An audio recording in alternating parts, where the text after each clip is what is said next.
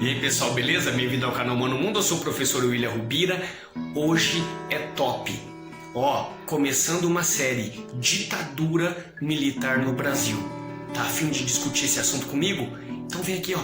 Vem aqui, ó, pro canal Mano Mundo, que aqui todo dia é dia de história. Até já!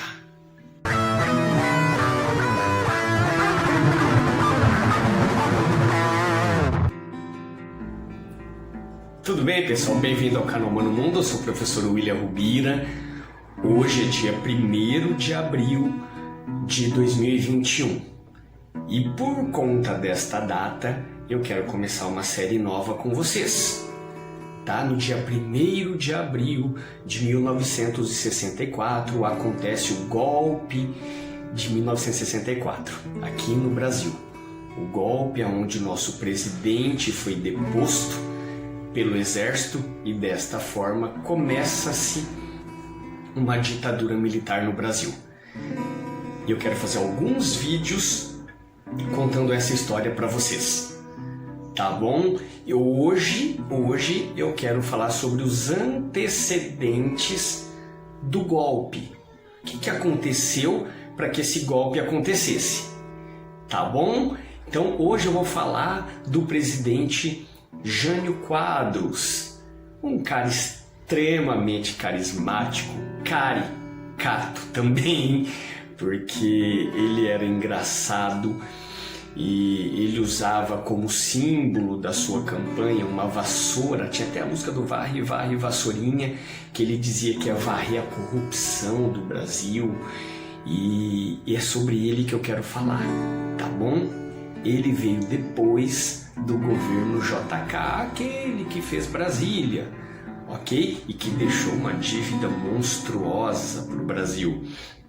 Jânio Quadros, então ele teve uma carreira política meteórica, porque ele foi vereador, ele foi deputado, ele foi governador, e aí chega para disputar a presidência do Brasil e ele ganha de lavada. Eu acredito que para presidente tenha sido a maior lavada até hoje. Ele teve 48% dos votos. Muita coisa. Não era pouca, não, era muita coisa. Mas o Jânio Quadros é o que eu falei, caricato. Ele sentava na rua, pegava logo um bandeco ali, ó, comia um arroz com feijão no meio do povo. Ele usava uma roupa toda amarrotada, todo descabelado. O povo adorava ele. Ele tinha umas frases clássicas. E ele ganha estourado. E o vice dele, porque na época a eleição era separada, tá bom? Então o vice do Jânio Quadros passou a ser então o João Goulart, o Jango. Então vamos falar bastante dele também. Mas vamos começar primeiro pelo Jânio Quadros. Então esse cara doido, louco e que teve um mandato de 7 meses. Isso mesmo, 7 meses durou o seu mandato. Tá? Então vamos lá, gente. O que acontece com o Jânio? O Jânio, ele tinha uma política contraditória. Por quê? Ele era anti-varguista, aos apoiadores, né, os ideais do Getúlio Vargas. Só que quando ele ganha essa eleição, ele de cara ele já chega de sola e mete o pé. Por quê? Ele começa com a sua política externa independente. Gente, isso foi um dedo no zóio dos americanos. Por que, William? Porque tinha passado a Segunda Guerra Mundial. Com o final da Segunda Guerra Mundial, o mundo fica bipolar. Estados Unidos com o capitalismo de um lado, União Soviética do outro. Então essas duas potências ficam ali se degladiando para ver quem tem mais poder. E o Jânio Quadros chega e ele fala, olha, eu sou independente.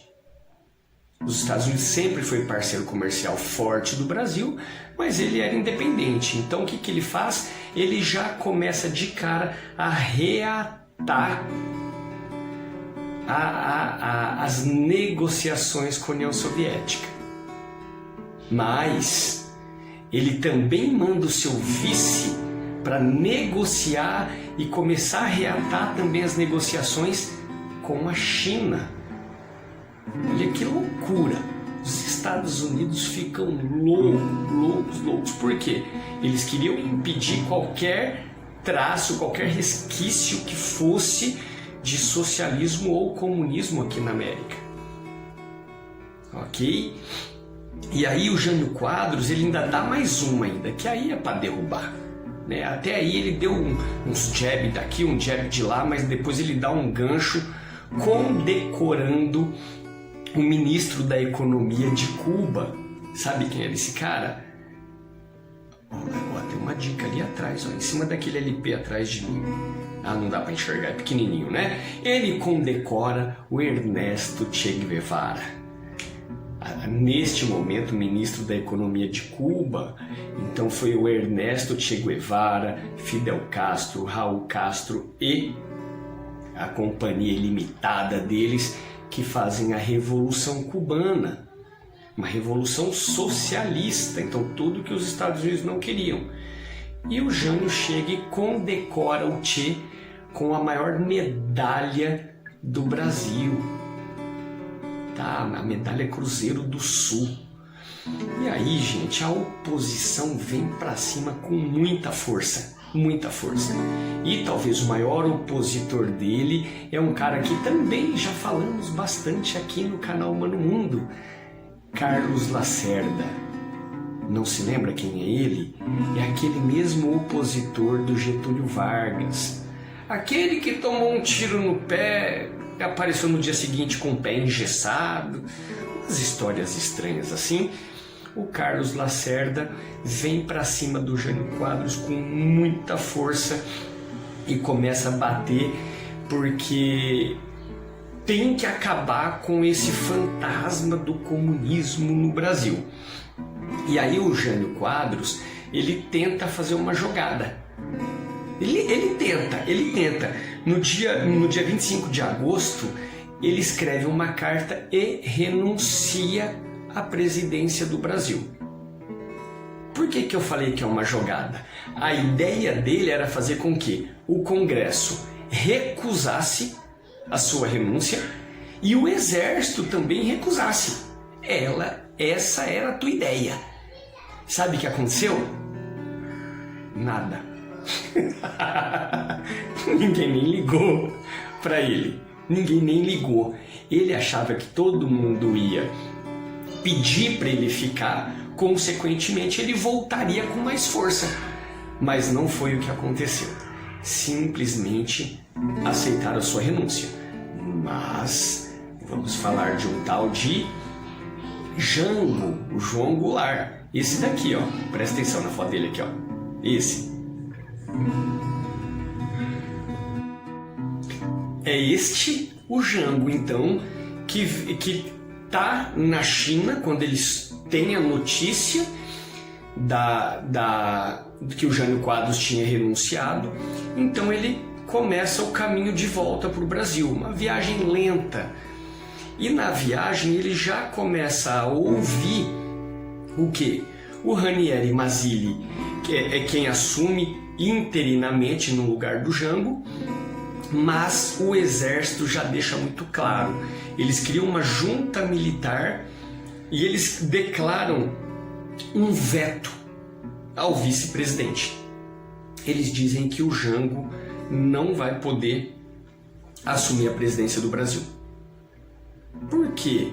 Olha só, o Jânio Quadros, gente, que já era um conservador, ele já bateu de frente com os Estados Unidos.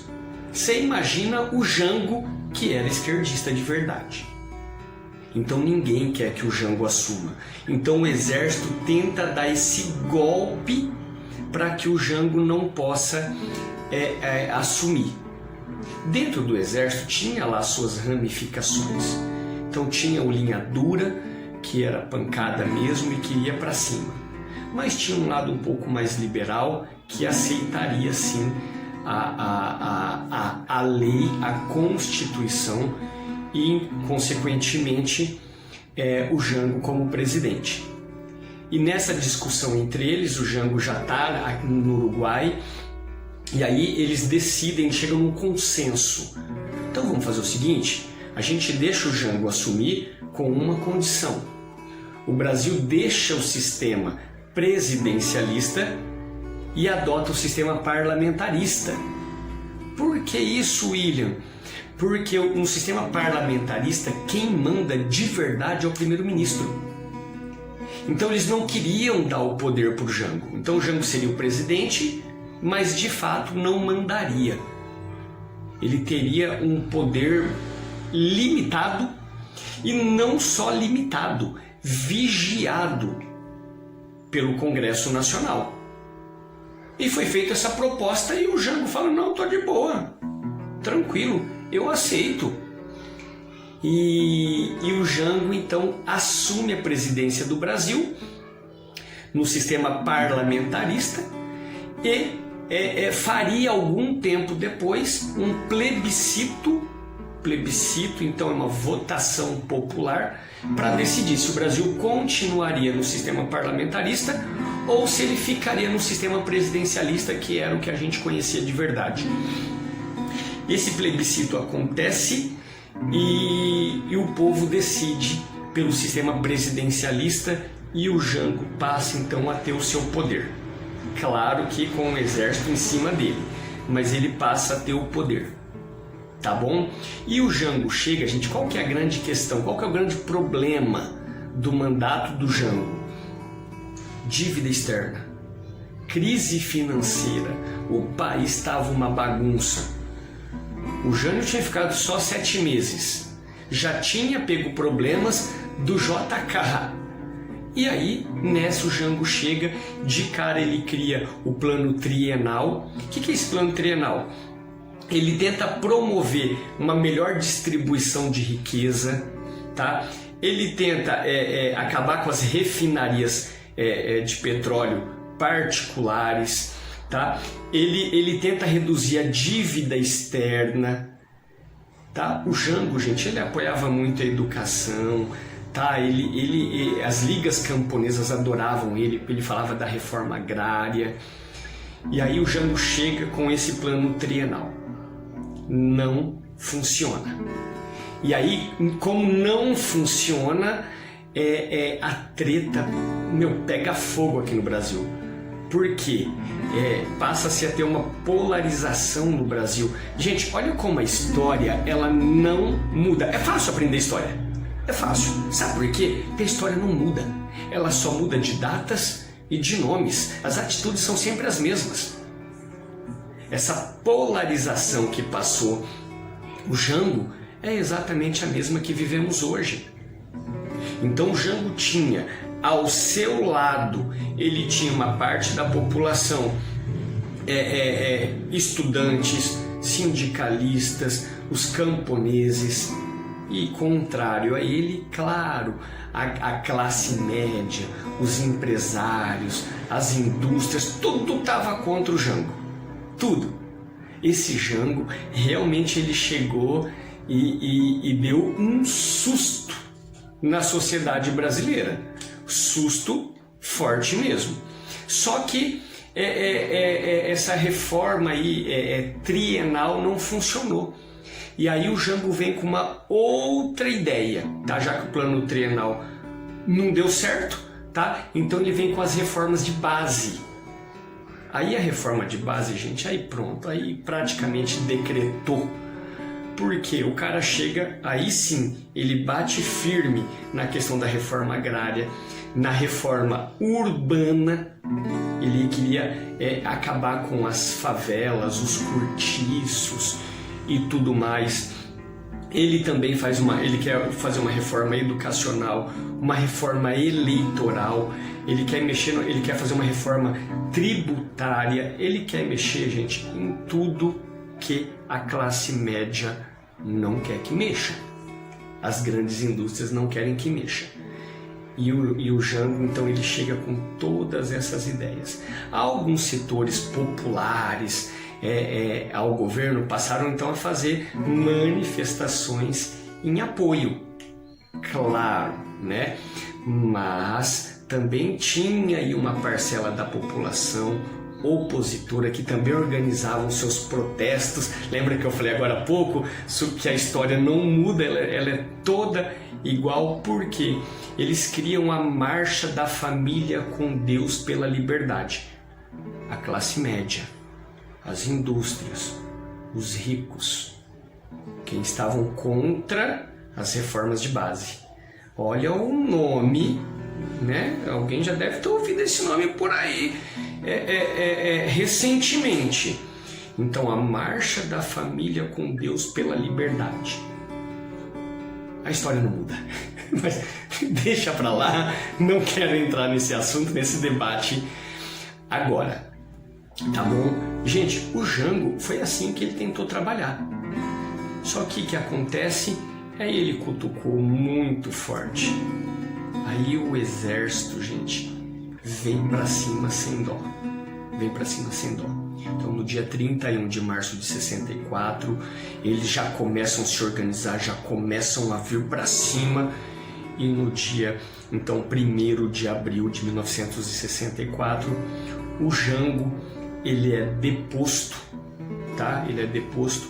Aí ele vai lá sentido o Porto Alegre, Rio Grande do Sul, e de lá ele fica exilado no Uruguai. Então, desta forma, acontece o golpe militar de 1964.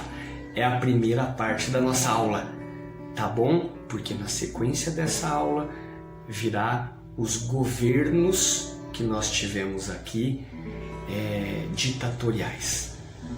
Quer conhecer um pouco mais? Então já convido vocês a assistirem esse vídeo. Se vocês gostaram desse vídeo, eu vou pedir para vocês se inscreverem aqui no canal Mano Mundo. Se você gostou muito, eu vou pedir para você compartilhar. Eu nunca peço isso antes. Nunca peço isso no começo do vídeo. Eu peço só no final. Porque se gostou, se não gostou, não precisa compartilhar também. Eu também não compartilharia se eu não tivesse gostado. Combinado? Então, gente, conto com o apoio de vocês. Se vocês gostaram, é claro. Então, curtam, se inscrevam, compartilhem. Só assim que o canal Mano Mundo pode chegar a lugares mais distantes. Tá bom? Fico por aqui. Espero que vocês tenham gostado dessa aula. E já fiquem atentos. Já está chegando a próxima aula. Daqui a pouco. Um abraço, galera. A todos. Obrigado. Vocês são 10. Tchau.